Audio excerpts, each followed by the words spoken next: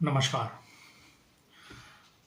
राजनीति और अपराध के आंकड़ों पर अगर नजर दौड़ाएं तो दोनों सदनों राज्यसभा व लोकसभा के 763 सांसदों में 306 सदस्यों पर यानी कि 40% पर आपराधिक मामले दर्ज हैं।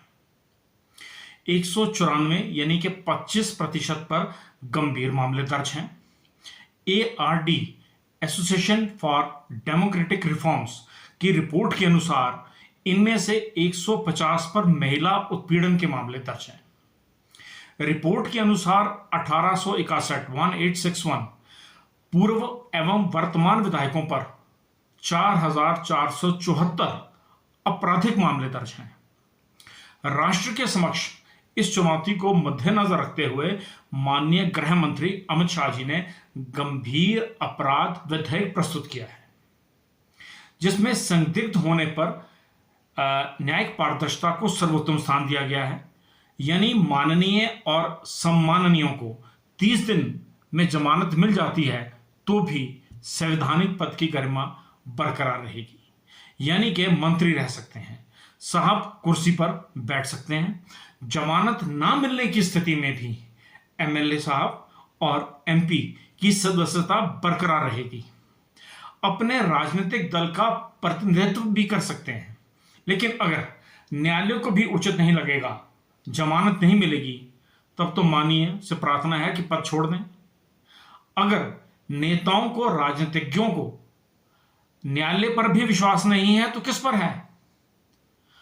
आज राजनीतिक संगठनों में योग्यता मापदंड नहीं है और अगर अंकुश नहीं लगा तो चुनावी राजनीति में भी अयोग्यता बहुमत में हो जाएगी। माननीय गृह मंत्री जी ने सभी राजनीतिक दलों के 31 सदस्य ज्वाइंट पार्लियामेंट्री कमेटी के गठन करने का निर्णय लिया है। राजनीतिक क्षेत्र में स्वच्छता के लिए यह विधेयक महत्वपूर्ण है। गत 2005 RPA representation of the public act 1951 की धारा 8 के भाग 4 को एडवोकेट लिली थॉमस और लोकपहरी NGO ने मिलकर कानून के उस प्रावधान को चुनौती दी थी, जो सिटिंग MP या MLA को अगर किसी आपराधिक मामले में सजा हो जाती है तो माननीय सदस्यों को अपील करने के लिए 3 महीने का समय मिलता है, लेकिन अगर किसी सामान्य नागरिक को सजा होती है तो वह चुनाव नहीं लड़ सकता, जो समानता के अधिकार का उल्लंघन है। सर्वोत्तम न्यायालय ने इस अपील को माना और 10 जुलाई 2013 को धारा 8 के भाग 4 में परिवर्तित करते हुए कहा कि 2 साल की सजा होने के पश्चात सदस्यों को तुरंत अपने पद से बर्खास्त कर दिया जाए, अपितु तारीख, दलील और अपील की व्यवस्था फैसला ही नहीं होने देती है। यमराज महोदय फैसला कर दें तो अलग बात है। स्वच्छ भारत अभियान के बाद इस विधेयक से कानून में परिवर्तित होने पर पवित्र भारत अभियान हो जाएगा। दलगत राजनीति से ऊपर उठकर सभी राजनीतिक कार्यकर्ताओं को इस कानून के तहत दिल से स्वागत करना चाहिए।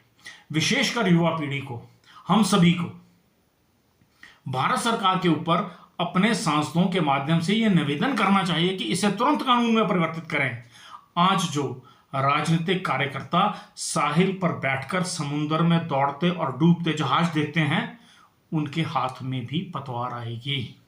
और यह भी सत्य है कि सत्ता के भीतर के लोग हों या विपक्ष के, हवा सबकी सरकी हुई है, लेकिन राष्ट्रहित की सोच में प्रधानमंत्री का खुले हृदय से स्वागत करना चाहिए। विपक्ष के मित्र कहते हैं यह केवल राजनीतिक विरोधियों को दंडित करने का प्रावधान है। आप इस दृष्टि से मत देखिए। सामान्य ईमानदार कार्यकर्ता के लिए यह एक सुगम पथ का निर्माण है। जब भ्रष्टाचारी जेल जाएंगे तो अच्छे लोग राजनीति में आएंगे।